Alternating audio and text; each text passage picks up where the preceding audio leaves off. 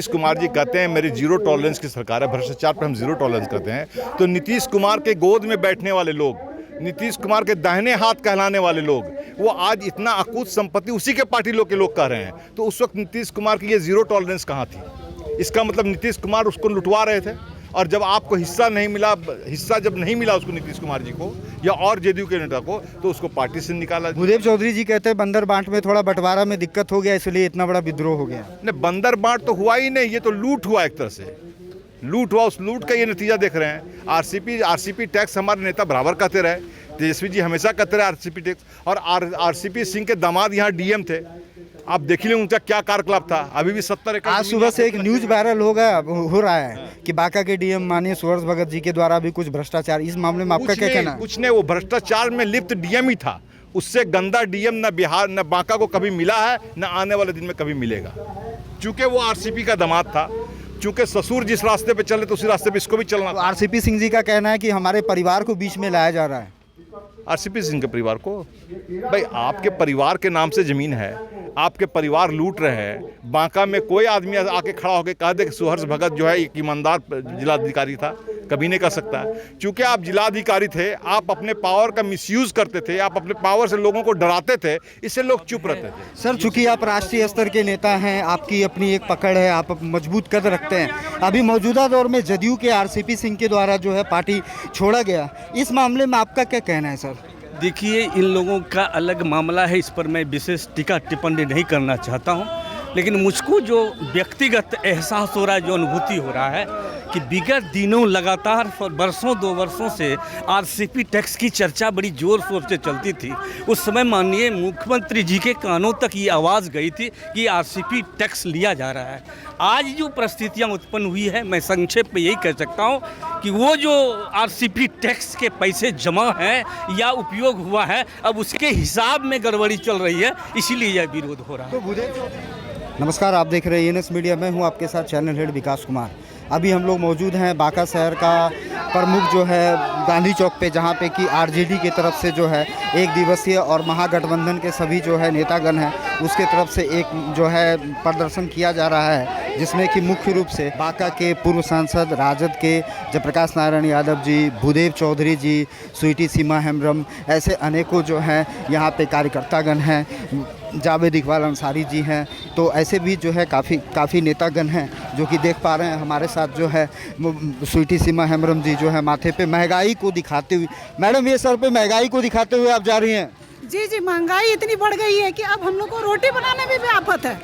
दाल चावल तो बहुत दूर की बात है, रोटी में जीएसटी लगा है, आटा में जीएसटी लगा है, कैसे हम लोग आटा और रोटी बनाएं? सरकार इस चीज़ को देख नहीं रही है, और इतनी महंगाई बढ़ रही है, रोजगार तो दे नहीं रही है। कम से कम युवाओं को रोजगार मिलता तो महंगाई अगर बढ़ जाती है तो उससे एडजस्ट हो जाता। बढ़ते जाइए। लेकिन आज आदरणीय नेता प्रतिपक्ष हमारे तेजस्वी प्रसाद यादव जी और लालू जी के आह्वान पर, महागठबंधन के नेताओं के आह्वान पर आज हम लोग जन आक्रोश मार्च निकाले हैं, ताकि सरकार की नींद खुले, उनकी होश उड़े कि जनताएं सही में त्राहिमाम है। और विशेष रूप से मैं बांका जिला के लिए आज सुखाड़ क्षेत्र घोषित करने के लिए पूरे बिहार के लिए मैं आह्वान करती हूं कि पूरा देश में अभी बिहार में सूखाग्रस्त है, रोपा नहीं हो पाया है, इसीलिए बिहार राज्य को सूखाग्रस्त घोषित किया जाए। बहुत बहुत धन्यवाद। ये थी हमारे विधायक जी स्वीटी सीमा हेम्ब्रम जी, और भी जो है यहाँ पे क्या सर रामदेव यादव सर हैं जो विधायक हैं, पूर्व विधायक सर। क्या सर आज का कार्यक्रम ये मुख्य रूप से कहाँ तक जाने वाला है? देखिए, आज हम लोगों का संपूर्ण बिहार में प्रतिरोध मार्च संपूर्ण महागठबंधन की ओर से आह्वान पर आज हम लोग बांका जिला मुख्यालय में धरना प्रदर्शन प्रतिरोध मार्च कर रहे हैं। महंगाई, बेरोजगारी, भ्रष्टाचार के खिलाफ हम सब लोग सड़क पर हैं, और जब तक यह केंद्र सरकार जगेगी नहीं, महंगाई पर रोक नहीं लगाएगा, जीएसटी पर रोक नहीं लगाएगा, बेरोजगारों को रोजगार नहीं देगा, भ्रष्टाचार खत्म नहीं करेगा, तब तक हम सड़कों पर रहेंगे। सड़क से सदन तक लड़ने का काम महागठबंधन के ओर से आह्वान किया गया है। आज संपूर्ण बिहार में आप देखेंगे आम जनता, किसान, मजदूर, तमाम लोग आज सड़क पर हैं। हम राष्ट्रीय Janata Dal, Congress, CPI, CPM, CPML सभी पार्टी के लोग आज यहाँ बांका में धरना और प्रदर्शन कर रहे हैं, प्रतिरोध मार्च कर रहे हैं। और आज हम लोग बांका जिला मुख्यालय में जा कर के कलेक्टर के यहाँ हम लोग प्रतिवेदन देंगे और महामहिम राज्यपाल और राष्ट्रपति को यह संदेश भेजने का काम करेंगे कि हम यहाँ के किसान मजदूर सभी सड़कों पर हैं, महंगाई के खिलाफ हैं, बेरोजगारी के खिलाफ हैं, मजदूरों पर जो अत्याचार हो रहा है, छात्रों पर जो अत्याचार हो रहा है, सूबे बिहार में भ्रष्टाचार बेलगाम है। इन सभी मुद्दों पर, जन समस्याओं के मुद्दों पर आज हम इकट्ठे हुए हैं। हमारे साथ हम लोगों के नेता जयप्रकाश नारायण यादव जी, भूदेव चौधरी जी जो हमारे विधायक हैं धोरैया से, स्वीटी सीमा हेम्ब्रम जी हैं, जावेद इकबाल साहब हैं और सभी कांग्रेस पार्टी के जो अध्यक्ष हैं, सीपीआई, सीपीएम के सभी अध्यक्ष सहित सभी कार्यकर्ता, किसान मजदूर आज सड़क पर हम हैं। और अभी तो ये लड़ाई है, अगली लड़ाई बाकी है। इस नारों के साथ संपूर्ण महागठबंधन के लोग, हम लोग सरकार के खिलाफ आज प्रतिरोध मार्च कर रहे हैं। इन्हीं चंद शब्दों के साथ अभी हमारे साथ भूदेव चौधरी जी हैं जो कि बहुत ही बांका के गद्दावर नेता हैं, पुराने नेता हैं। सर, आज का ये कार्यक्रम जो है कहाँ तक आप लोग चल रहे हैं? अभी तक तो हम लोग जाएंगे जिला मुख्यालय में जो बैठते हैं सबसे उच्च स्तरीय पदाधिकारी, यानी उसको समाहरणालय कहा जाए, वहाँ तक जाने का अभी तक है कार्यक्रम। और ये सच है कि आज का यह प्रतिरोध मार्च इस बात की ओर संकेत करता है कि छात्र छात्राएं, बच्चे और बच्चियां अब वो रो रही है कि उसके किताब में, कॉपी में, स्लेट में, पेंसिल में अब जीएसटी लगा दिया गया। माँ बहन घर में रोती है कि उसके तेल में, जीरा में, प्याज में, आटा में, यानी रोटी पर भी आफत हो गया। किसान खेतों में चिल्ला रहा है, वो ऊपर देख रहा है, भूखमरी की मार से वो तड़प रहा है।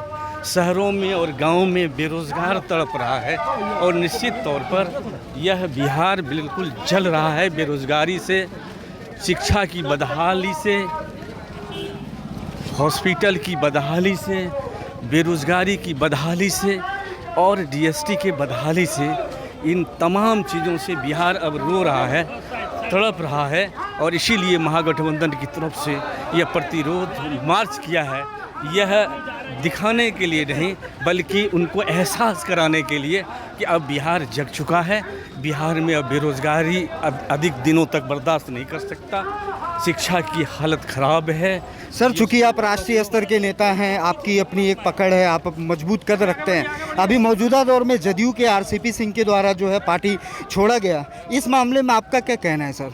देखिए, इन लोगों का अलग मामला है, इस पर मैं विशेष टीका टिप्पणी नहीं करना चाहता हूँ, लेकिन मुझको जो व्यक्तिगत एहसास हो रहा है, जो अनुभूति हो रहा है कि विगत दिनों लगातार वर्षों 2 वर्षों से आरसीपी टैक्स की चर्चा बड़ी ज़ोर शोर से चलती थी।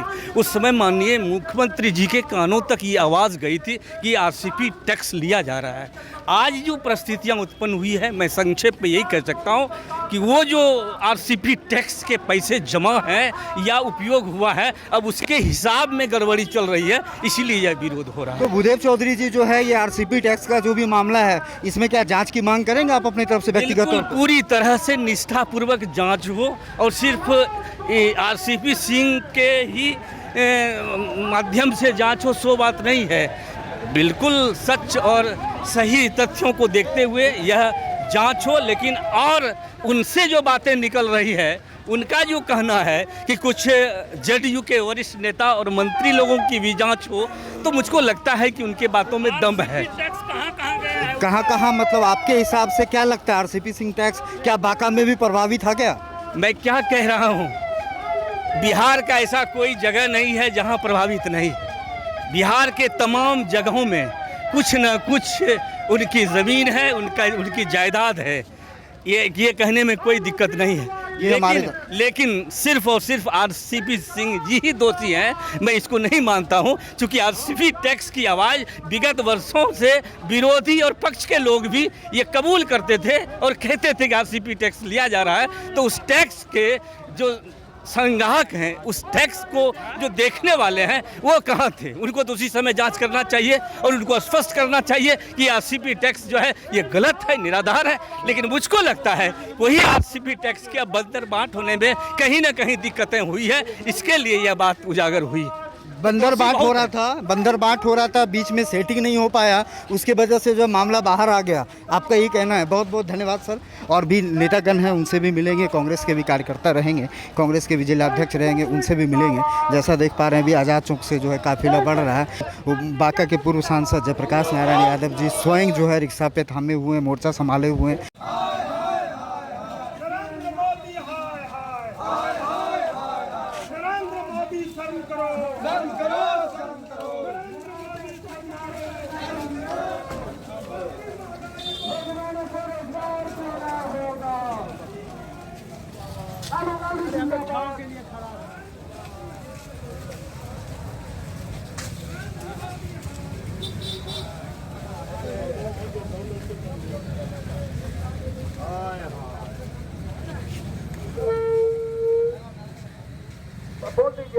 ठीक है जी, तो चलिए, बहुत बधाई, बहुत बधाई, बहुत बधाई।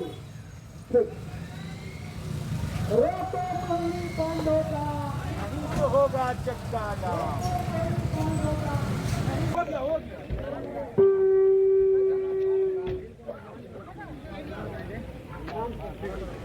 रोको मंडी बंद होगा, नहीं होगा चक्का जाम।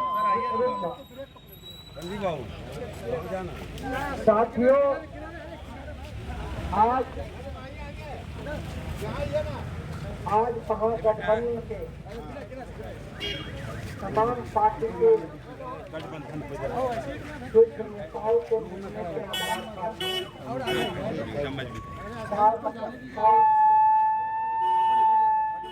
कार्यक्रम दिया गया है और सभी राष्ट्रीय जनता दल, सीपीआई, माले, कांग्रेस पार्टी और राष्ट्रीय जनता दल के नेताओं ने निर्णय लिया। आदरणीय लालू जी ने, विपक्ष के नेता तेजस्वी यादव जी ने, माननीय सोनिया जी ने, राहुल गांधी ने और नेक्स्ट के तमाम नेताओं ने यह निर्णय लिया है और एक साथ महंगाई के मार से देश तबाह है। महंगाई के मार से देश का हाल हो गया है। आज महंगाई का एक हालत है कि हम जो है बेरोजगार नौजवानों को नौकरियां नहीं मिल रही है। उनका जो है आज जो अग्निपथ था उसकी नौकरियों को भी जो है छीन लिया गया है। रसोई गैस का दाम जो है आरजेडी और महागठबंधन का जो धरना, जो रोड, जो भी प्रतिरोध मार्च था बांका के पूरा शहरी क्षेत्र को घूमते हुए गांधी चौक पे होने के बाद अभी समाहरणालय गेट पे जो है उपस्थित है सभी लोग। जो है माननीय पूर्व सांसद जयप्रकाश नारायण यादव जी जो है एक तरफ से जो महंगाई के खिलाफ जो है अपना अग्निबाण चलाए हुए हैं। दूसरी तरफ हमारे साथ पूर्व पर्यटन मंत्री, काफ़ी बांका जिला के काफ़ी मतलब कह सकते हैं अच्छे कद वाले अच्छे नेताओं की गिनती में साथ जावेद इकबाल अंसारी जी जुड़े हैं। सर, आपके हिसाब से आज का कार्यक्रम कितना सफल लगता है? देखिए, आज का कार्यक्रम जहाँ तक हम लोग प्रतिरोध मार्च निकाले हैं हमारे नेता तेजस्वी जी के आह्वान पर, तो ये मुझे हर तरह से सफल इसलिए लग रहा है कि लोग यहाँ पर मौजूद जितने भी हों, लेकिन हर आदमी के मन में एक बात है कि ये काम बहुत सही हो रहा है। और जो सरकार हम लोगों को, जो सरकार पूरे देश में जो हालात पैदा हो गए हैं, महंगाई एक अलग मुद्दा है, महंगाई है, बेरोज़गारी है, भ्रष्टाचार है, समझे, और उसके बाद साथ ही साथ देश के संविधान को बदलने का जो एक मंशा उन लोगों के बीच में है, तो इसका प्रतिरोध होना हम लोगों के लिए बहुत ज़रूरी था।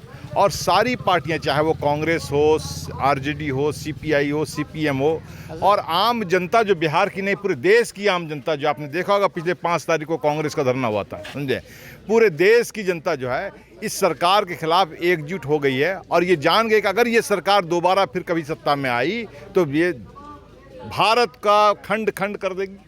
भारत के संविधान को बदल देगी, भारत के महंगाई को चरम सीमा पर लेकर अभी तो चली गई, इससे आगे भी चली जाएगी।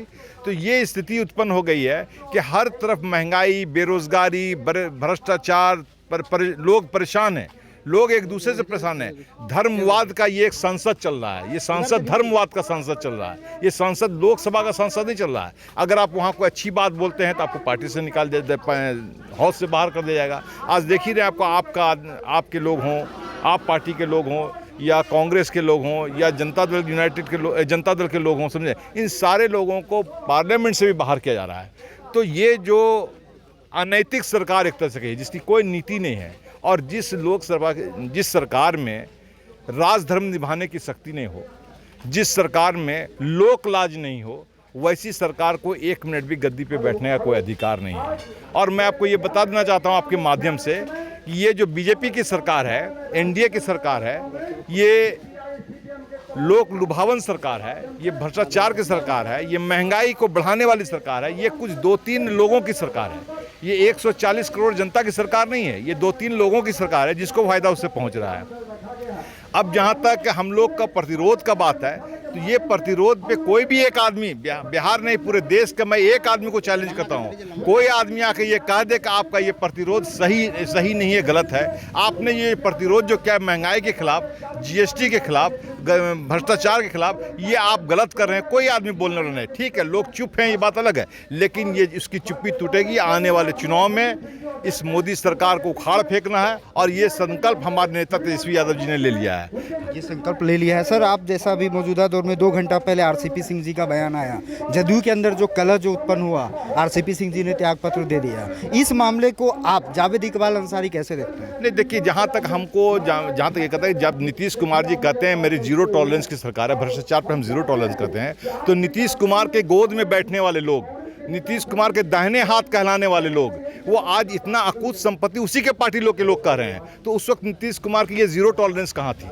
इसका मतलब नीतीश कुमार उसको लुटवा रहे थे, और जब आपको हिस्सा जब नहीं मिला उसको, नीतीश कुमार जी को या और जेडीयू के नेता को, तो उसको पार्टी से निकाला। भूदेव चौधरी जी कहते हैं बंदर बांट में थोड़ा बंटवारा में दिक्कत हो गया, इसलिए इतना बड़ा विद्रोह हो गया। नहीं, बंदर बांट तो हुआ ही नहीं, ये तो लूट हुआ, एक तरह से लूट हुआ। उस लूट का ये नतीजा देख रहे हैं। आरसीपी टैक्स हमारे नेता बराबर कहते रहे, तेजस्वी जी हमेशा कहते रहे आरसीपी टैक्स, और आरसीपी सिंह के दामाद यहाँ डीएम थे।